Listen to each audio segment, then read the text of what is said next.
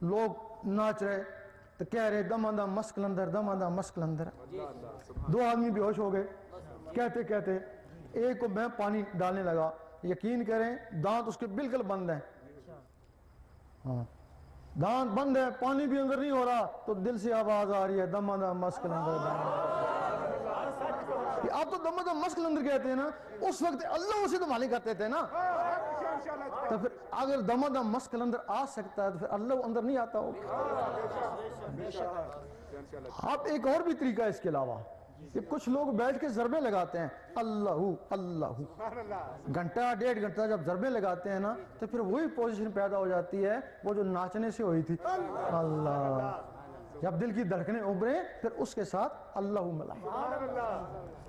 اب چونکہ اعمال کا دار و مدار نیت کے اوپر ہے نا, نچا دھڑکن ابھارنے کے لیے, اس میں اللہ ملانے کے لیے, یہ عبادت ہوئی نا. اگر دل دھڑکتا ہے اس کے ساتھ اللہ ملتا ہے تو بعض دفعہ گرمی لگتی ہے, کیونکہ اللہ جلالی بھی ہے. جب گرمی لگے تو دروشی پڑھیں, وہ اس کو ٹھنڈا کر دے. پھر آپ اللہ کا ذکر کریں, پھر گرمی لگے پھر دروشی پڑھیں, وہ اس کو ٹھنڈا کر دے گا. یہ اس کا طریقہ ہے. اب اس کی اجازت بھی ہوتی ہے.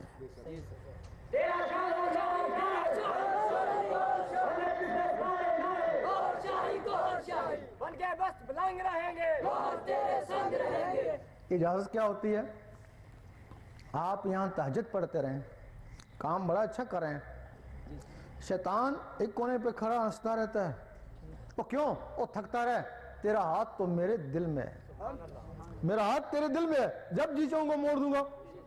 اور تمہیں ایک دن بڑی شکایت ہوگی, میں بڑا تہجد گزار تھا, کیا ہو گیا, میں فرض نماز بھی نہیں پڑھ سکتا. اس شیطان نے دل موڑ دیا نا. جب کوئی شخص اللہ کو دل میں بسانے کی کوشش کرتا ہے, شیطان سوچتا ہے اگر یہ اللہ اس کے دل میں چلا گیا تو یہ تو ساری عمر کے لیے میرے ہاتھوں سے گیا نا. کوئی لوگ ایسے ہیں جو اللہ کرتے ہیں, ان کے دلوں پہ اللہ نقش ہو جاتا ہے.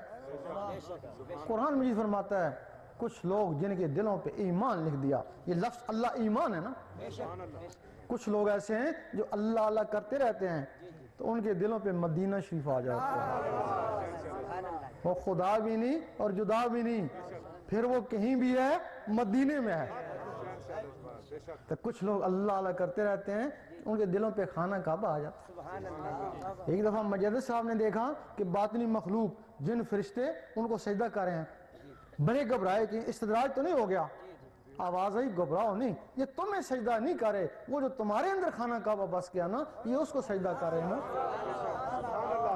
جب رابعہ بصری رحمت اللہ کے دل پہ خانہ کعبہ آیا تو اس کعبے کو حکم ہوا جا جا کر اس کا طواف کر.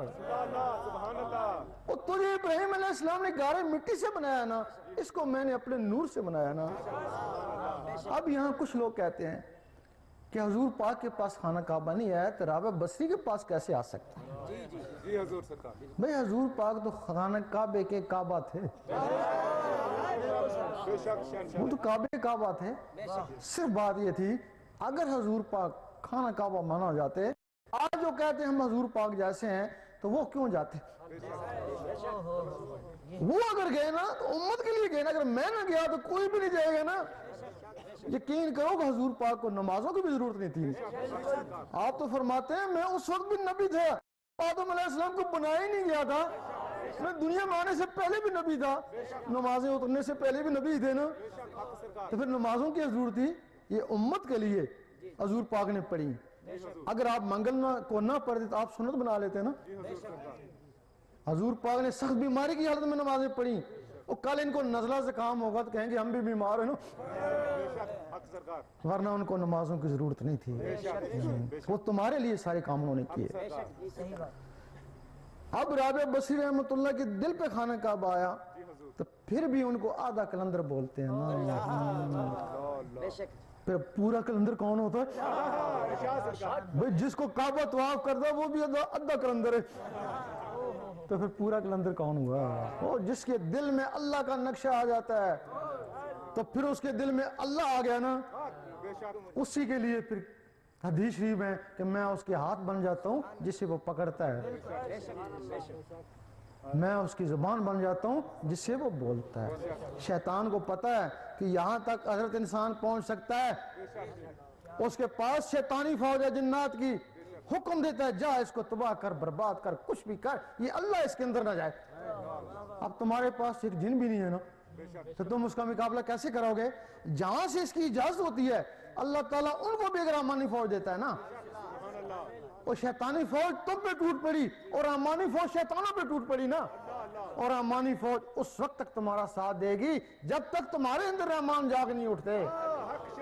پھر بندہ نہیں رہے بندہ نواز بن گئے, پھر غریب نہیں رہے غریب نواز بن گئے. اب ہم تمہاری اس وقت تک حفاظت کریں گے, بیعت بھی نہیں کریں گے, نذرانہ بھی نہیں لیں گے, اس وقت تک حفاظت کریں گے جب تک تمہارا اندر جاگ نہیں اٹھتا.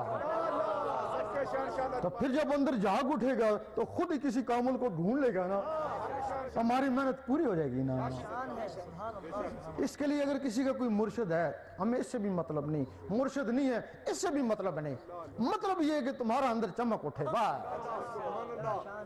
تمہاری روح چمک اٹھے, تمہاری روح بیدار ہو جائے. تو پھر بیدار ہوگی تو خود ہی اپنا مسکن ڈھونڈ لے گا. اس کے لیے یہ ہے کہ ہم جہاں بھی جاتے ہیں تو بہت سے عالم حضرات ہمارے حق میں ہیں, تو بہت سے ہمارے مخالف ہیں. حق والے تو سامنے ان کی کوئی بات زیادہ نہیں آ رہی, جو مخالف ہے نا تو پرچے بھیج کے نا کفر کے ایک فتوے لگا کے جہاں جاتے ہیں وہاں پہلے فتوے پہنچے ہوئے ہوتے ہیں. اس وجہ سے اگر کسی کے دل میں کوئی بات ہو تو پوچھ لے, دل کی تسلی کر لے, اس کے بعد ذکر لے اور اپنی قسمت آزمائے. اس وقت ہر آدمی کہتا ہے کہ اللہ تعالیٰ میرے پہ بڑا مہربان ہے, ہر آدمی کہتا ہے بڑا اللہ کا کرم ہے. کیوں؟ کار بنگلہ ہے, کرم نہیں تو اور کیا ہے. اور دوسرے سے پوچھتے ہیں کیا حال ہے کہ بڑی کرم ہے, کیوں؟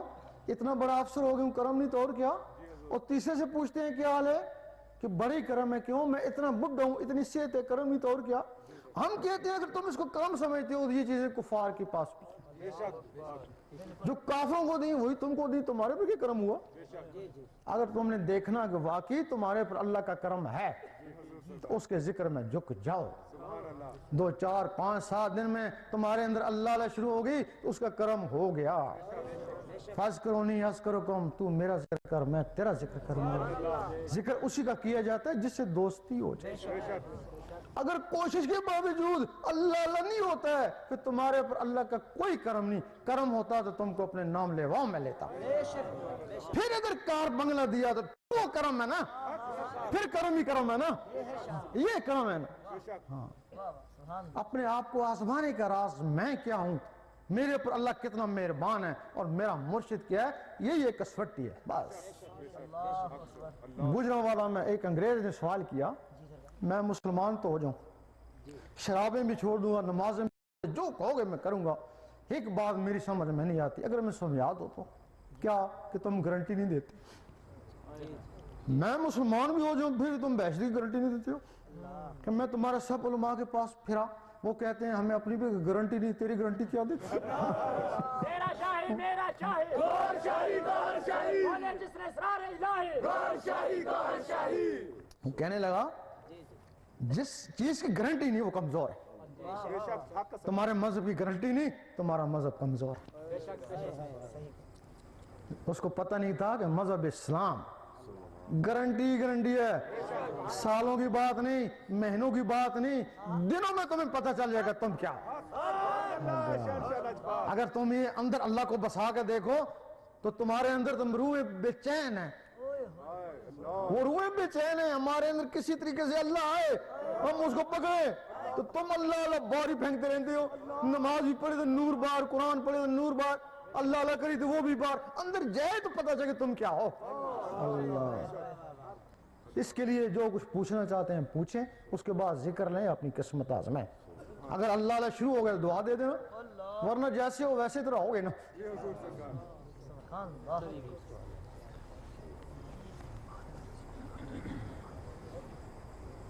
یہ کہتے ہیں جس طرح آپ دل سے اللہ کا ورد جاری کروا دیتے ہیں, کیا آپ ایک گونگے شخص کی زبان سے اللہ کروا سکتے ہیں؟ وہ پہلے ہی بتایا کہ یہ زبان اللہ نہیں کرتی ہے, اس کو اللہ وہ مخلوق کراتی ہے نا, تو گونگے کی وہ مخلوق ہی نہیں ہوتی ہے نا. بھائی گونگے کی مخلوق نہیں ہوتی, وہ اللہ کیسے کرے گا اس کا